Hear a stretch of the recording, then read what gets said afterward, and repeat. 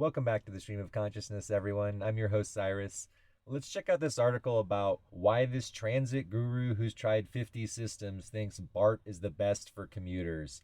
So, BART is the train system we have here in the Bay Area. And this guy here, Miles Taylor, also goes by Miles in Transit on Twitter, has ridden the entire system in something like 6 hours and 47 minutes. What an achievement, you know? And so the Chronicle has made him the guru of transit.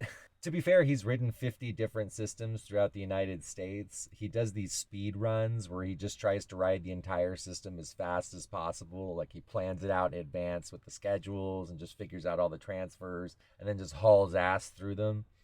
He's originally from Boston, actually. I remember hearing about this guy a couple of years ago when I was living there. Now he's moved on. He's come here and he's doing his thing on BART. It's kind of silly. I mean, by his own admission here on Twitter, he says a lot of this record consists of just sitting on very long train rides. At least he's got some self-awareness. Here's a super exciting video of him finishing up his journey at the Dublin Pleasanton station. Let's watch him narrate it to himself. How exciting.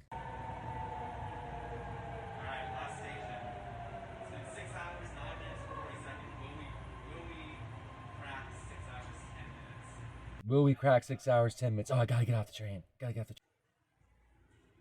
Oh my God. Oh my God. So it's really hard to make getting off of a BART train look exciting. He tried his best. He failed. Let's take a look at his super proud pace here. I did it! I made it! Oh my God, what an achievement! I sat on my ass for 6 hours and 49 minutes or whatever. 6 hours. I don't even care how long it was. It's such a dumb achievement.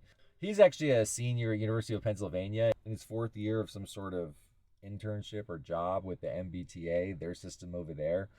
He compares the two. He basically says that BART is unparalleled as a commuter station in the United States, but it kind of sucks as a way to get around in San Francisco. Yeah, no shit. Everyone here knows that. Again, I hate to bag on this guy, but you're not a guru just because you ride the trains around like on a speed record, all right? Yeah. I'm going to pull rank here. I've been riding BART for over a decade to work in San Francisco and for over 30 years in my life. So like longer than this guy's been alive. He doesn't hardly get into any of the relevant factors of the two. He just sort of talks about what stations look pretty when you're staring out the window. I would compare things like BART doesn't have any type of commuter pass for anyone outside of the city. You can't get a monthly pass for BART, so you got to pay per ride. That said, it's still much cheaper than the commuter rail and MBTA, which is insanely expensive. I looked up the Boston commuter rail, what people have to ride to get in and out of town. It's like 400 something a month. Okay, that's crazy. Not only that, there's a major flaw in the system in Boston. I mean, just look at this map. You may notice a flaw here, which is there's no connection in the middle of the city. These are the two major stations, North Station and South Station. South Station connects to everything down here, the whole south of Massachusetts, all the way to New York.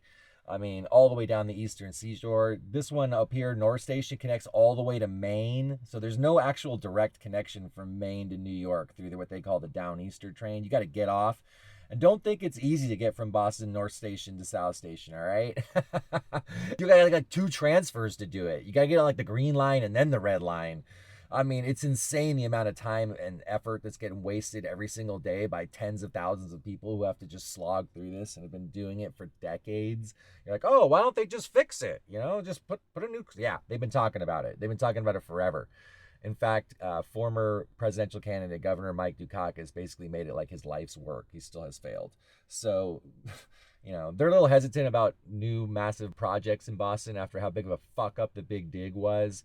You know, it cost way, way more than they thought it was going to, and it was just sort of an engineering disaster. So now they're talking about doing this new project that every year they bring it up. It's ballooned in cost. When they originally brought it up, it was like a couple billion. Now it's like tens of billions. They're like, wait a minute. By the time this thing actually gets approved and built, and that's how all government projects are. I mean, they all quote you this bullshit price just to get it approved through their politics. But then when it actually gets built, they're like, sorry, it turns out it's going to be 4 times as expensive if you're lucky. So that's why everyone here has to suffer through all this bullshit. It's just absolutely insane. If you live in the north part here and you work in the south side of the city, your commute is hell. I lived within the city. I lived right next to North Station between that and Haymarket, so it wasn't a big problem for me. I had access to all the lines. I could get everywhere pretty quickly. But still, even within the city, Boston has its problems. The Green Line is basically unusable past the Prudential Center or whatever. Like, I rode it down there once to Boston College. I couldn't believe it. This train starts to get on surface streets and it actually has to share the roads with cars and like wait at intersections and stuff. When there's snow, when the winter, the thing moves like seriously slower than a person walking. It's just unbelievable. It's not everything it's cracked up to be, although inside the city, it is definitely much better than BART. It's packed. I've almost never seen it not packed. Unlike BART, where you have like very high frequency during the work time, but otherwise it's almost completely empty. Yeah, the T's busy like when the T's open. So I thought it'd be kind of interesting to talk about the architecture parallels. BART is built mostly brutalist architecture, which is this style. Well, just look at it. It's brutal, right? Lots of concrete, jagged angles, lots of just like foreboding feeling looking at it. It's like a fucking fortress. Well, Boston actually has a lot of that too. If you look there here at their city hall, it's got brutalist architecture. A couple other buildings throughout the city here have a similar type of architecture. It was really popular in the 70s when BART was being constructed. And it's really interesting. It's an architecture style that doesn't appeal to a lot of people because it just sort of looks like you didn't even try. Puts off a certain aura, which is like, don't fuck with this place. And that's why it was used here in the headquarters of the Italy Fascist Party. Look at this building. Holy smokes. This is a real building. I'm not making this up. And that's actually Mussolini's face. And so when you walked by the headquarters of the fascist party in Italy, this is what you saw. Yeah, if I saw that, I'd be like, I don't want to fuck with those guys. And just as the same, you don't want to fuck with the city hall in Boston. You don't want to fuck around on BART. I mean, people do all the time anyway. BART's like a goddamn circus. If I was going to put any other stories about there at BART, if you're still even listening, who cares? Through my experiences, it is a pretty safe system, and that's borne out in the data. You hear the horror stories and everything, but when you actually look into the numbers, it's safer than being just walking around on the street in the Bay Area in terms of just number of people versus number of attacks and things like that. It makes the news. 100% of the BART attacks make the news, whereas very few of the ones that just happen around in regular life do. So they make it out to be like this super dangerous place. I mean, as I said, I've been riding it 5 days a week for over a decade. That's not an exaggeration. I've probably ridden BART more than 99.9% of people you'll ever meet. And yeah, I mean, there's been a couple scary situations.